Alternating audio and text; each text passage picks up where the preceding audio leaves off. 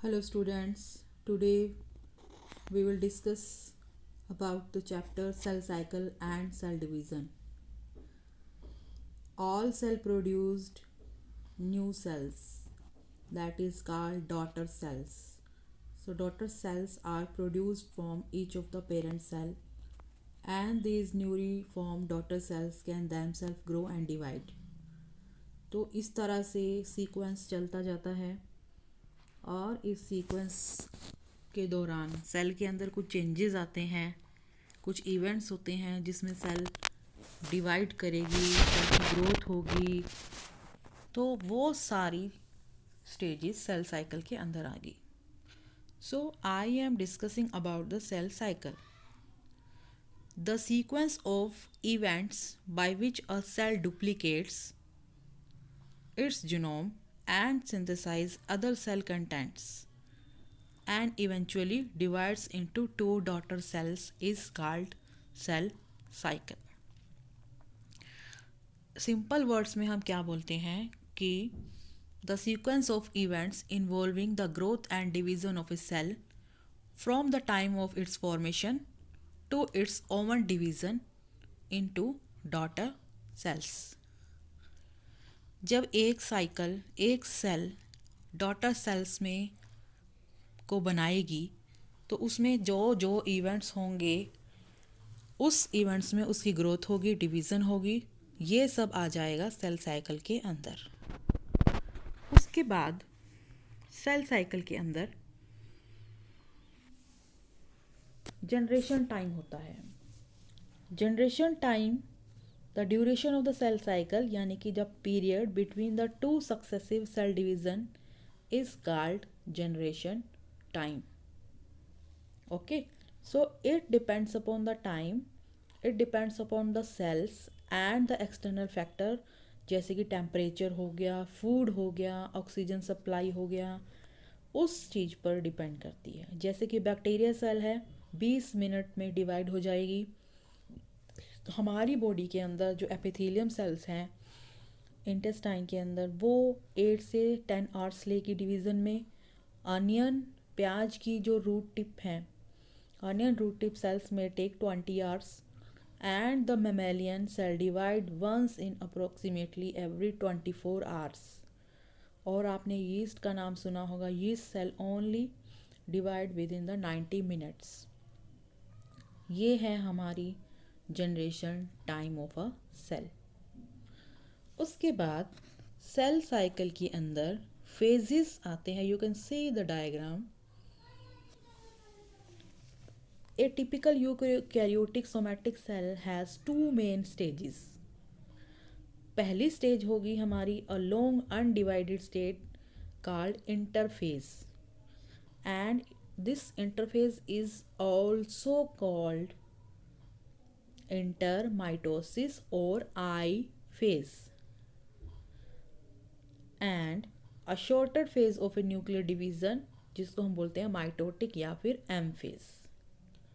So these main phases are followed by a still shorter phase of cytoplasmic division that is called cytokinesis या फिर सी phase.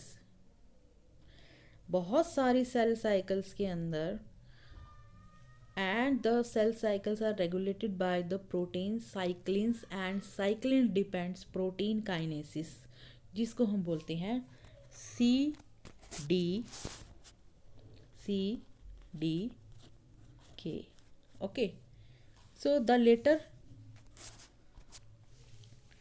जो C D के हैं phosphorylate protein, उसमें ATP use होगा और कुछ ऐसे चेक पॉइंट्स होंगे जिसे सी डी के होगा, यानी कि साइक्लिन डिपेंडेंट प्रोटीन काइनेसिस होगा।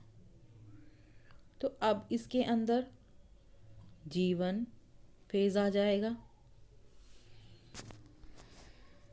इसके अंदर आ जाएगा हमारा G1 phase, S phase, G2 phase and M phase. तो ये हम पढ़ेंगे अभी थोड़े थोड़े करके। इंटरफेज के बारे में सबसे पहले मैं आपको बताऊंगी what is interphase. The cell cycle is divided into two basic phases. One is interphase and another is M phase. तो ये इंटरफेज क्या है? Interphase involve the series of changes that a newly formed cells and its nucleus undergo to become fit for the division. Division के लिए fit होनी चाहिए cell. तो interphase एक ऐसा पीरियड है जिसके अंदर सिंथेसिस और ग्रोथ दोनों होंगी. The cell produce biological molecule जैसे कि कार्बोहाइड्रेट्स हो गया, लिपिड्स, प्रोटीन या फिर न्यूक्लिक एसिड, जो भी उसकी ग्रोथ के लिए ज़रूरी है या फिर जो भी उसकी फंक्शनिंग के लिए चाहिए. सेलुलर मॉलिक्यूल्स को सेल डिवीज़न जो है उसमें हेल्प भी करते हैं. द इंटरफेज जो है वो 10 से 20 मिनट तक चलेगी और it takes 75 to 90% of the entire generation time. So it is further divided into the three periods.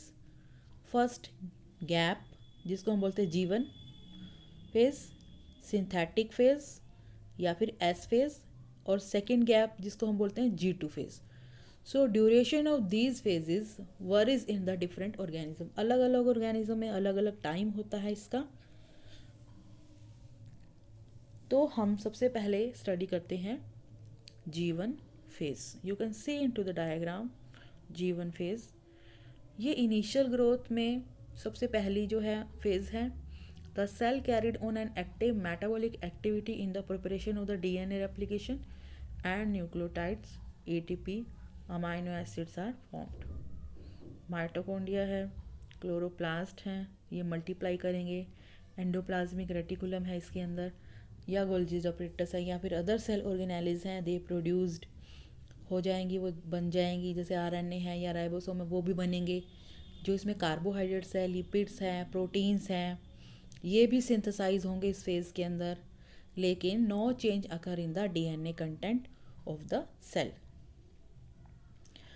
The duration of G1 phase is highly variable and the cells that divide frequently have a shorter G1 phase, whereas the cell divides infrequently have a longer G1 phase. Okay, तो उसके बाद G1 phase is followed by S phase. अब S phase में क्या होगा? S phase में chromosome की replication होती है by the synthesizing of the new DNA molecules. ठीक है, जो क्रोमोसोम है now consist of two identical stands जिसको हम बोलते हैं सिस्टर क्रोमैटिड्स. काइनेटोक्रोम्स जो है वो प्रोड्यूस होगा.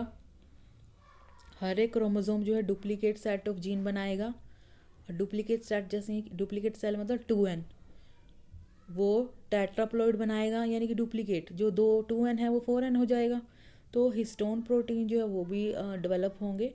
ये होगा हमारा सिंथेटिक फेज.